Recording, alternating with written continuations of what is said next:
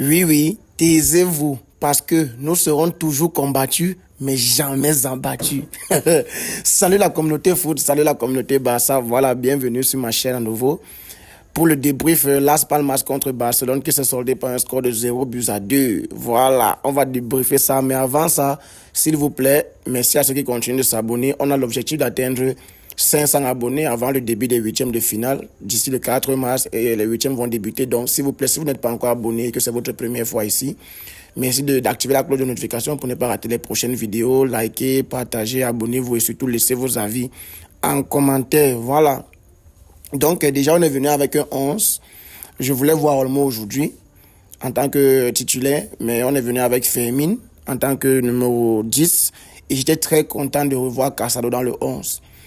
Donc, quand j'ai vu l'apport de Casado aujourd'hui dans ce terrain, ça m'a fait réaliser à quel point il nous a manqué. Oh, Casado, comme j'aime bien l'appeler. Sinon, la charnière aussi, on a été surpris de voir un Eric Garcia à la place de Inigo.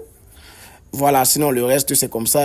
Rafinha, Yamal, Lewandowski, au milieu de terrain avec Pedri, et puis latéral gauche Baldé, latéral droit Koundé, et puis notre bon petit Koubassi, et surtout Chesney. Voilà, donc la première mi-temps en termes de match catastrophique. Voilà, directement l'entame de match catastrophique. C'est-à-dire que si ce match finissait 0-0, en moins 1, le titre de ma vidéo allait être catastrophe. Parce que je n'ai pas vu le Barcelone serein. J'ai l'impression qu'on était trop stressé à l'idée de vite marquer pour reprendre le dessus, pour reprendre la tête de la Liga. Je ne sais pas, on était tellement stressé, surtout qu'Atlético a gagné plus tôt dans la journée 3-0 avec un doublé d'Alvarez, si je ne dis pas de bêtises et tout ça. Ils ont joué contre Valence. Voilà, ils ont gagné 3-0. Donc, Atlético qui était premier avant notre rencontre de début. Donc, j'ai trouvé les joueurs crispés. Et ce n'était pas qu'en première mi-temps, mais en deuxième mi-temps, ça a continué. Mais restons d'abord sur la première mi-temps où nos joueurs étaient crispés.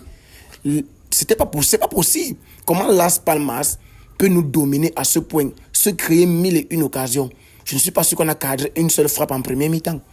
Même avant notre premier but, je ne suis même pas sûr qu'on a cadré. Je ne suis pas sûr. Parce que c'était vraiment pourri dans le jeu, les passes approximatives, tout était approximatif.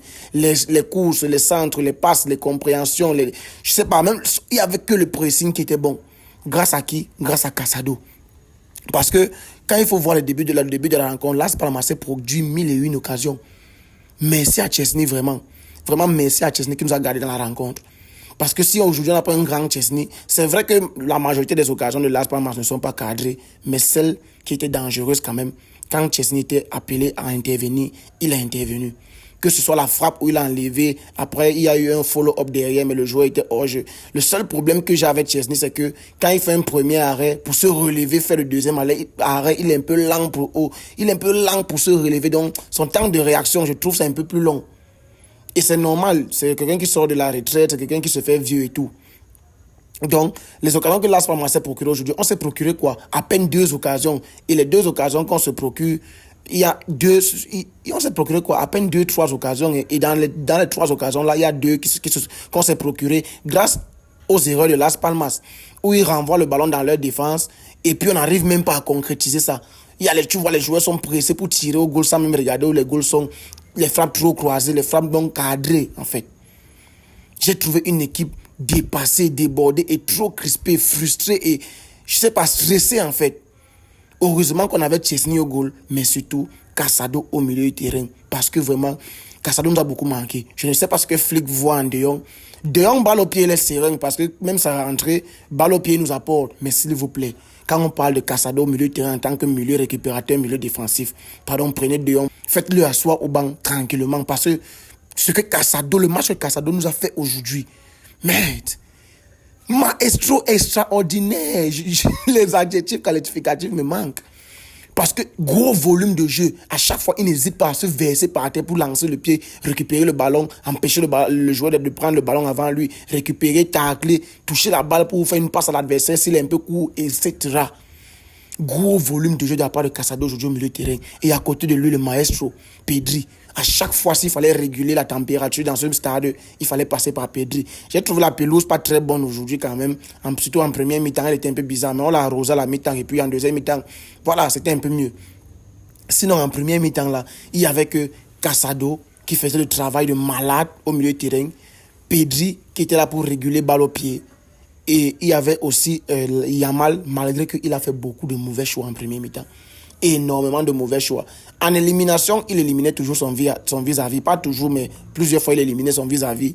Mais quand il fallait faire les bons choix, que ce soit la dernière passe ou la dernière frappe, c'était éclaté. C'était éclaté. Je vais passer par Lewandowski. Je vais commencer par lui parce que je vous assure, le flop de ce match côté Barcelone, c'est Lewandowski. Lewandowski, le papy, on t'aime bien, tu nous rapportes les 3 points. Les matchs compliqués, tu nous claques les pénaltys, tu nous claques les buts importants, ton positionnement et tout. Aujourd'hui, même le positionnement, tu n'as pas pu. Même te positionner. Il y a un ballon qu'au centre je crois que c'était le centre de Lamine Yamal en premier mi-temps. Il est trop avancé, le ballon lui vient par derrière, il n'arrive pas à claquer ça. Mais ouvre le score, le match est tranquille derrière. Même à 1-0, Lewandowski a mis les 8 balles de match. Il n'arrive même pas à cadrer. Il me frustre, Lewandowski me frustre. Il a le ballon sur la tête, rien. Ballon pied gauche, rien. Ballon pied droit, catastrophe encore. Finalement, tu nous sais à quoi? Oui, tu pèses sur les défenses, tu subis les fautes, tu nous permets de remonter le bloc et tout. Mais gars, on a besoin des buts. Si on mène 1-0, notamment, par exemple, l'action que Las Palmas a eu, où il fallait checker la main de Eric Garcia et tout ça. Il y avait hors-jeu. Moi, j'avais vu ça à l'œil nu. Il y avait l'inclinaison du joueur. C'est pour ça que même quand l'arbitre part à la VAR, première instance, on lui montre d'abord la main. Mais je dis que, mais vous montrez la main comment alors qu'avant ça, il y a possible hors-jeu parce que le joueur est incliné. Et la VAR revient sur l'hors-jeu et ils veulent voir si le joueur qui est incliné hors-jeu, quand il se baisse, il touche le ballon. Je ne sais pas au ralenti, je n'ai pas vu comment il touche le ballon, mais je pense qu'il a joué la balle. Et il y avait effectivement hors-jeu. Heureusement que la VAR est là aujourd'hui et ils nous ont sauvé la mise. Mais on n'était même pas obligé d'en arriver là si Lewandowski se gérait, franchement. Franchement, parce que balle au pied, c'est catastrophique. Pour combiner avec lui, c'est compliqué. C'est compliqué. Il n'est pas rapide, il n'est pas premier au pressing. Oui, il décroche pour venir un peu aider à la construction, oui, mais à part ça, subir les fautes, permettre au bloc de se replacer, de remonter, oui, c'est bien. Il manque les buts dans d'autres rencontres, mais je ne parle pas des autres rencontres aujourd'hui. Je parle du match de ce soir face à Las Palmas. Lewandowski ne nous a presque pas aidé. Presque pas aidé. Il a un ballon de la tête, mais gars, même la tête, tu ne sais plus jouer de la tête, Lewandowski, s'il te plaît. S'il te plaît. Il a un autre ballon du pied gauche, il ne cadre même pas. Il a un autre le pied droit, là, je n'en parle même pas. Il a eu mis les 8 occasions du pied droit, même les passes, c'était compliqué. Heureusement, vraiment, heureusement que Flick n'hésite pas à faire les changements à la mi-temps parce que Fermin aujourd'hui, certes, il a eu son apport au milieu du terrain, mais un Olmo, c'est toujours mieux. Un Olmo, c'est toujours mieux. Tu fais entrer Olmo aujourd'hui, quand il entre, même quand on le montre d'abord sur le banc en premier mi-temps, il a le visage froissé, genre, il est fâché, il veut jouer. Quand j'ai vu ce visage, j'ai dit que oui, ce gars doit jouer. Quand il s'échauffe avant la mi-temps et tout, il dit que oui, ce gars doit entrer et il va nous apporter du bien parce qu'on a besoin de justesse technique au milieu du terrain. Il y avait trop d'approximations en premier mi-temps, trop de passes ratées, trop même. On avait besoin de quelqu'un comme Olmo qui sait manier le ballon. Est-ce que je dois encore vous parler de son but? Je dois encore parler de son but. Oh, c'est pas possible. Yamal enfin qui nous régale parce qu'en deuxième mi-temps aussi Yamal était tout feu tout flamme sur son côté. Il éliminait. Quand il éliminait seulement un joueur, il disait ne reviens plus jamais après. Plus jamais, ne reviens plus jamais. Ne reviens plus. Cet enfant va t'humilier et en plus demain il doit aller en classe. Donc l'ami Yamal qui fait un joli dribble, il ancre dans la surface. Passe magnifique à Olmo qui a fait un appel plongeant dans la surface extraordinaire. Petit double contact, frappe du gauche, casserole s'il vous plaît. Casserole, barre transverse, but. Petit filet. Bas, but, petit filet. Tu sens que... Je dis qu'il était fâché quand on l'a montré sur le banc en première mi-temps. Il était fâché, il venait en découdre avec Las Palmas. Que Messon le qui ça. Vous nous avez tapé à domicile au match aller. Il faut qu'on remette les pendules à l'heure. On a une première place et on a une ligue à gagner. On a une première place à aller chercher, on a une ligue à gagner. Frappe casserole dedans. On se repositionne, voilà. On recommence à jouer Lewandowski qui n'arrive pas à mettre le deuxième but. Et puis l'action litigieuse qui arrive, bon pas litigieuse, voilà, la main de Eric Garcia et tout ça, ça se passe. Et puis un deuxième changement gagnant. Le titre de cette vidéo sera coaching gagnant. Parce qu'en siffle, quand papa, moi il t'appelle papa, tu es mon père, tu peux m'accoucher. Papa, mais papa, tu es fort, le père. Non, un siffle c'est trop fort. C'est trop ce qu'il fait. Et ce n'est pas la première fois qu'il fasse des coachings gagnants cette saison. Moi, j'ai dit que ce coach, même s'il décide de mettre Pedri au goal, Chesney au milieu du couloir, Lamine Yamal en pointe, Lewandowski en 6, je vais lui faire confiance à 100%. Il sait ce qu'il fait. Il sait pourquoi il a reposé le moins en premier mi-temps. Il sait pourquoi il a fait entrer le moins en deuxième mi-temps. Et il sait pourquoi il a fait entrer Ferran Torres, qui vient aussi nous claquer ce deuxième but pour clore tout le débat une fois et nous rassurer que ce soir on rentre avec les 3 points. Magnifique, les gars. Magnifique. Magnifique. J'étais tellement stressé en premier mi-temps. J'avais peur. Quand on donne 8 minutes de temps additionnel, je n'arrivais plus à tenir sur ma chaise. Sauf que quand on ajoute le temps additionnel, on n'ajoute pas ça pour une seule équipe, c'est pour les 2 équipes. Et c'est dans ce temps additionnel qu'on a réussi à marquer le deuxième but. Et on rentre avec les 3 points aujourd'hui. On peut enfin respirer. Parce que tellement de stress pendant le match, tellement de stress. Trop. Parce que même dans les joueurs, ils étaient stressés que si on ne rentre pas les 3 points aujourd'hui, on prend la première place. Et nous aussi qui étions devant notre télé, qu'on veut à tout prix prendre nos premières places. Donc aujourd'hui, on rentre avec les 3 points. Je suis tellement content, vraiment, en sifflet, chapeau. Chapeau. À chaque fois que tu as fait rentrer un joueur, il a apporté son impact. Ferran Torres, buteur, magnifique, but, lui aussi, casserole. Olmo, j'en parle même pas, son apport, c'est XXL. Puis, Frankie de Jong aussi, qui nous a beaucoup apporté balle au pied. Quand il avait le ballon au début, quand il venait d'entrer là, j'étais un peu stressé qu'il va un peu trop tourner avec le ballon, on va arracher, comme ce qu'il nous avait fait en coupe contre Bilbao là.